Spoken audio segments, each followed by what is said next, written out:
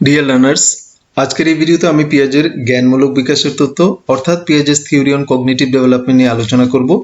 ভিডিওটি যদি তোমাদের ভালো লাগে অবশ্যই লাইক, শেয়ার ও সাবস্ক্রাইব করবে। প্রথমে দেখে নেওয়া যাক পিয়াজের সংক্ষিপ্ত জীবনী। নাম জে পিয়াজে, জন্ম 1896 সালের 9ই আগস্ট সুইজারল্যান্ডের নিউচ্যাতালে।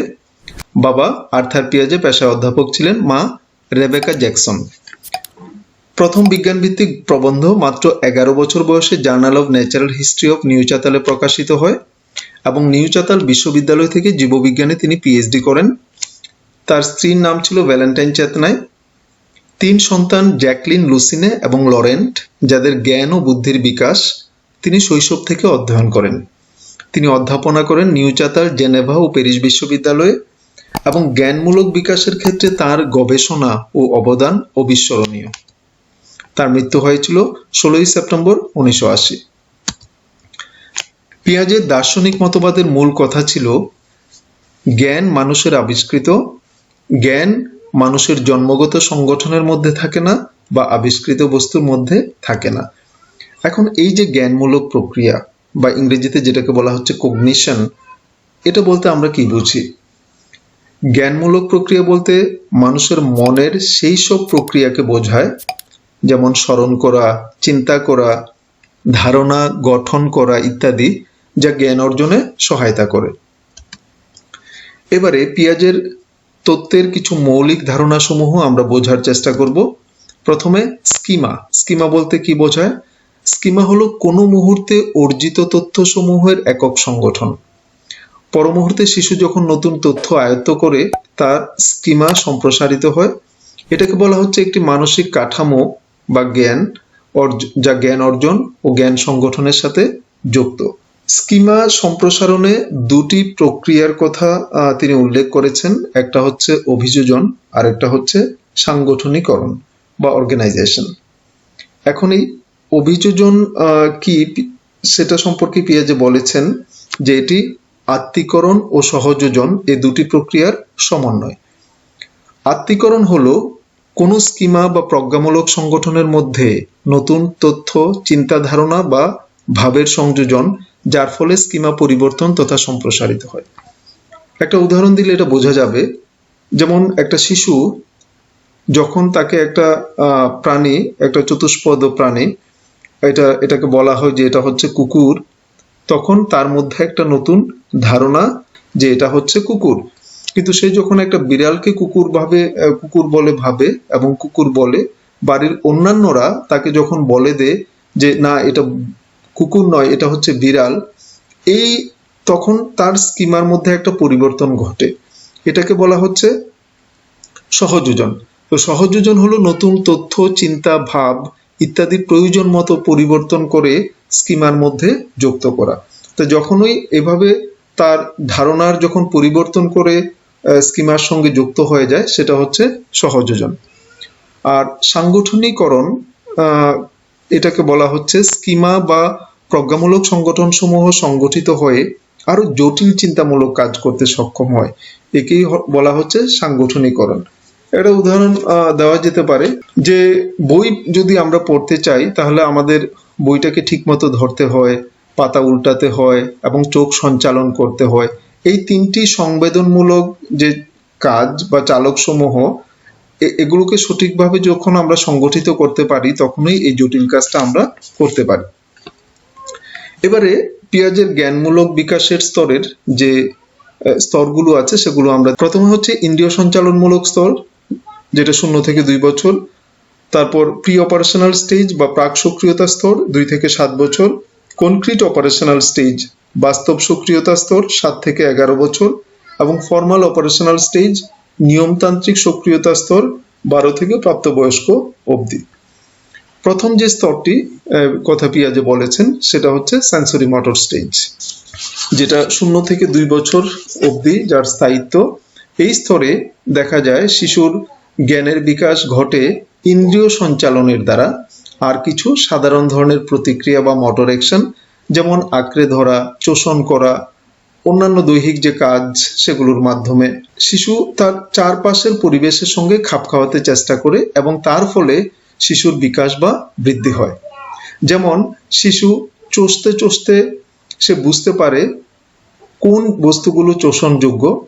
পিয়াজে এই স্তরকে আবার 6টি উপভাগে ভাগ করেছেন। প্রথম যে ভাগ সেটাকে তিনি নাম দিয়েছেন প্রতিবর্তী ক্রিয়া স্তর। জন্মের পর থেকে 1 মাস পর্যন্ত যে বয়স সীমা সেটাকে তিনি প্রতিবর্তী ক্রিয়া স্তর বলে চিহ্নিত করেছেন। এই স্তরে শিশুরা তাদের সহজাত বা প্রতিবর্তী ক্রিয়াগুলো নিয়ন্ত্রণ করতে শিখে, এবং এই ধরনের কতগুলো ক্রিয়া হলো চোষা, হাসা, কান্না, প্রাকৃতিক কাজগুলো করা, শ্বাস প্রশ্বাস নিয়ন্ত্রণ ইত্যাদি। তারপরে প্রাথমিক চক্রাকার প্রতিক্রিয়া স্তর। শিশুর বয়স যখন 1 মাস থেকে 4 মাস, তখন সে প্রথম চক্রাকার স্তরে অবস্থান করে। এই স্তরের বৈশিষ্ট্য হলো কোনো কাজ বারবার করে আনন্দ পাওয়া, যদিও কাজটি বারবার করার কোনো কারণ খুঁজে পাওয়া যায় না। মনে হয় শিশু কোনো কিছু করার আনন্দেই এটি করে থাকে, যেমন বারবার হাত পা ছোড়া, দুধের বোতল ধরে তারপর ছেড়ে দেয় বা আবার ধরে, এবং একইভাবে হাতের ঝুনঝুনি বারবার নাড়া ইত্যাদি। পরের যে স্তর সেটার নাম হচ্ছে মাধ্যমিক চক্রাকার প্রতিক্রিয়া স্তর। আনুমানিক 4 মাস থেকে 8 মাস বয়স পর্যন্ত এর বিস্তৃতি।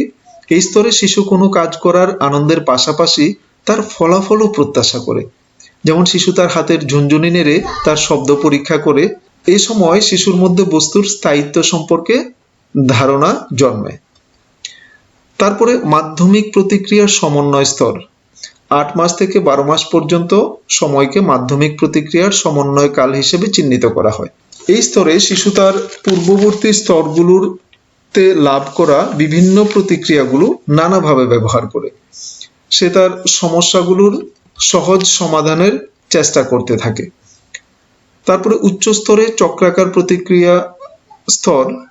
এই স্তরটির ব্যক্তি হলো 12 মাস থেকে 18 মাস। এ বয়সে শিশুরা তাদের পূর্ব অভিজ্ঞতা থেকে যে প্রতিক্রিয়াগুলো লাভ করে সেগুলো ব্যবহার করে এবং পরীক্ষাও ভুল পদ্ধতি প্রয়োগ করে কোনো সমস্যা সমাধান করার চেষ্টা করে। শেষ যে প্রক্রিয়াটি সেটি হচ্ছে মানসিক ক্ষমতার সমন্বয় স্তর। 18 মাস বয়স থেকে 2 বছর পর্যন্ত এই স্তরের ব্যক্তি।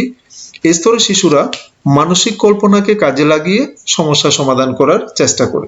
উদাহরণস্বরূপ, এই বয়সে একটি শিশু যদি একটি ফুটুর মধ্য দিয়ে একখানি চেন বা সরু তার ঢুকাতে চায়, তবে সে ফুটুটি লক্ষ্য করবে এবং মনে মনে চেনটি ওই ফুটুর মধ্য দিয়ে যাবে কিনা তা কল্পনা করবে। এর আগের স্তরে সে তার কল্পনা শক্তি কাজে না লাগিয়ে শুধুমাত্র প্রচেষ্টা ও ভুল পদ্ধতির মাধ্যমে এ ধরনের কাজ করত। এই পর্যায়ে শিশুর একটি বড় যে অর্জন সেটা হচ্ছে তার বুদ্ধির প্রকাশ। সম্পর্কে আমরা যদি জানতে চাই, তার প্রতি আমাদের সক্রিয় হতে হবে। কোনো বস্তুর সঙ্গে তুলনা করা, সাদৃশ্য বৈসাদৃশ্য বোঝা, পরিমাপ করা, সরিয়ে নেওয়া, পুনরায় ফিরিয়ে নেওয়া ইত্যাদি প্রভৃতিকে পিয়াজে মানসিক প্রক্রিয়া হিসেবে চিহ্নিত করেছেন। এই স্তরের কয়েকটি বৈশিষ্ট্যের কথা বলা হয়েছে, যেমন প্রথমটি হচ্ছে বাস্তববাদ। শিশুরা ধীরে ধীরে প্রকৃত জগতের অস্তিত্ব স্বীকার করে নেয়। তারা বুঝতে পারে বহির্জগৎ ও অন্তর্জগৎ সম্পর্কে। সর্বপ্রাণবাদ, এটি হলো সব বস্তুকেই সজীব বলে মনে করা। পিয়াজে সর্বপ্রাণবাদের 4টি স্তরের কথা উল্লেখ করেছেন। প্রথমে প্রায় সব বস্তুই সজীব এবং সচেতন। তারপর শিশুরা ভাবে কেবল চলনক্ষম বস্তুই সজীব। তারপরে সে ভাবে যেসব বস্তু স্বতঃস্ফূর্তভাবে চলনক্ষম তারাই সজীব। এবং চতুর্থ স্তরে শিশুরা ভাবে সচেতনতা কেবলমাত্র জীবজগতেই সীমাবদ্ধ। আরেকটি বৈশিষ্ট্য হচ্ছে এই স্তরের কৃত্রিমতাবাদ বা আর্টিফিশিয়ালিটি। শিশুরা মনে করে সবকিছুই মানুষের সৃষ্টি, একেই বলে কৃত্রিমতা। একটা উদাহরণ দিতে গিয়ে পিয়াজে বলেছেন, তার পরীক্ষিত অনেক শিশুকেই যখন জিজ্ঞেস করা হয়েছিল কেমন করে চাঁদের সৃষ্টি হয়, অনেকেই উত্তর দিয়েছেন যখন থেকে আমরা বেঁচে আছি। তারপর অবযুক্তিপূর্ণ বিচার, এটি আরোহী বা অবরোহী কোনোটিই নয়। এখানে বিচারকরণ যেটা সেটা হচ্ছে অযৌক্তিক। যেমন সূর্য পড়ে যায় না, তার কারণ এটি উত্তপ্ত। সূর্য থেমে আছে, তার কারণ এটি হলুদ। তৃতীয় যে স্তর তার নাম হচ্ছে কনক্রিট অপারেশনাল স্টেজ বা বাস্তব সক্রিয়তা স্তর। এই স্তরের যে সময়সীমা সেটা হচ্ছে 7 থেকে 11 বছর। প্রাক সক্রিয়তা স্তরের প্রকৃত মানসিক সক্রিয়তা পরিলক্ষিত হয়। এই স্তরে শিক্ষার্থীরা যেমন বিপরীত চিন্তার ক্ষমতা রাখে, তেমনি বস্তু সকলের শ্রেণীবিন্যাস করতে সক্ষম হয়। এই স্তরে অনেকগুলো বৈশিষ্ট্য লক্ষ্য করা যায়, যেরকম সংরক্ষণ বা কনজারভেশন, ক্রমপর্যায় বা সিরিয়েশন, শ্রেণীকরণ বা ক্লাসিফিকেশন, সম্পর্ক বা রিলেশন, সংখ্যার ধারণা বা নাম্বার কনসেপ্ট। তো প্রথমে আমরা কোনো বস্তুর বাহ্যিক কিছু পরিবর্তন হলেও মূল বস্তুটির কোনো পরিবর্তন হয় না, এই বোধকেই বলা হয় সংরক্ষণ। এই প্রসঙ্গে পিয়াজে একটি পরীক্ষার কথা উল্লেখ করেছেন। যেমন দুটি একই পাত্রে, এখানে দুটি একই মাপের গ্লাসের মধ্যে জল ঢালা হলো, তারপর একটি গ্লাসের জল আরেকটা লম্বা পাত্রে ঢালা হলো।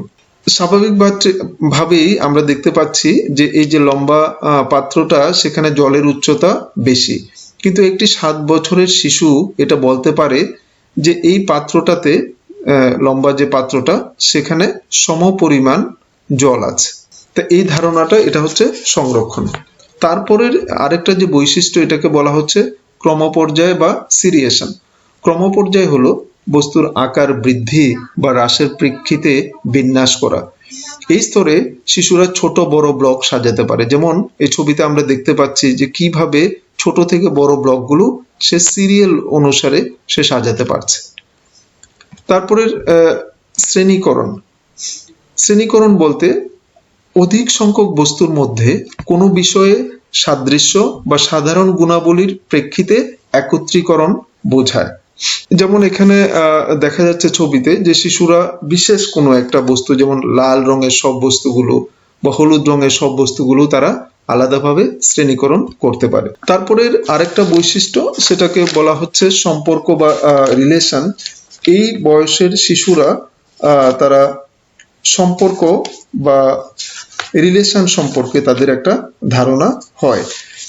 সে বুঝতে পারে যে বিভিন্ন বস্তুর মধ্যে বা সম্পর্কের মধ্যে সাদৃশ্য বা বৈসাদৃশ্য। যেমন এ থেকে বি লম্বা, এক্স হলো ওয়াই এর বাবা, পরিবারের মধ্যে কে ছোট কে বড়, বা পারিবারিক যে বিভিন্ন সম্পর্ক, সেটাও সে বুঝতে পারে।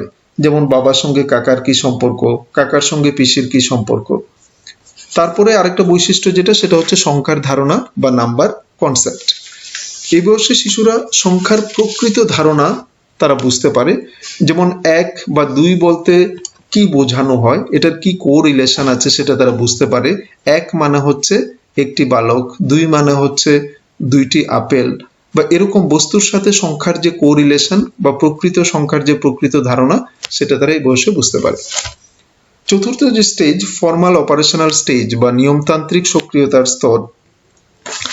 এই স্তরে দেখা যায় শিশুদের মধ্যে অনেক বেশি পরিপক্কতা চলে আসে এবং সে ভবিষ্যৎ সম্পর্কে চিন্তা করতে পারে। সে অনেক বিভিন্ন ঘটনার মধ্যে সম্পর্ক অনুসন্ধান করতে পারে। তো এই বয়সের যে বিশেষ বৈশিষ্ট্যগুলো, সেগুলোর মধ্যে আছে বিমূর্ত চিন্তা করতে পারে, অর্থাৎ সে এখন যে কোনো বিষয় নিয়ে যেটা সে দেখতে পাচ্ছে না, সে বিষয়গুলো নিয়ে সে ভাবতে পারে। এমনকি সে নিজে যে চিন্তা করছে সেটা সম্পর্কেও সে ভাবতে পারে। তা অ্যাবস্ট্রাক্ট থিঙ্কিং, এটা হচ্ছে বিশেষ একটা এই বয়সের বৈশিষ্ট্য। তারপর সমস্যা সমাধানে সে স্বাচ্ছন্দ্য বোধ করে এই বয়সে। এতে তারা খুব মজা পায়, তাদের একটা ইন্টারেস্ট জাগে যে যখনই কোনো সমস্যা তাকে দেওয়া হবে সে এটা সমাধান করতে চায়, এবং তার শিখনটাও এর মাধ্যমে অনেক বেশি হয়। তারপর সে সম্ভাবনা থেকে বাস্তবকে পৃথক করতে পারে। সে বাস্তব সম্পর্কে তার যে বোধ, সেটা আরো বেশি গভীর হয়। তারপর সে ন্যায় অন্যায়, মান অপমান, লাভ লোকসান প্রভৃতির মধ্যেও সে পার্থক্য করতে পারে। তো সংক্ষেপে এটা হচ্ছে আমাদের পিয়াজের যে জ্ঞানমূলক তত্ত্ব, সেটার বিভিন্ন স্তরগুলো। আশা করি এই ভিডিওটি তোমাদের ভালো লেগেছে। যদি তোমাদের কোনো কমেন্ট থাকে অবশ্যই কমেন্ট করবে, এবং আরো কিছু জানতে চাইলে অবশ্যই আমার এই ইমেল learnwithmitrasir@gmail.com আমার সাথে যোগাযোগ করতে পারবে। সবাইকে ধন্যবাদ।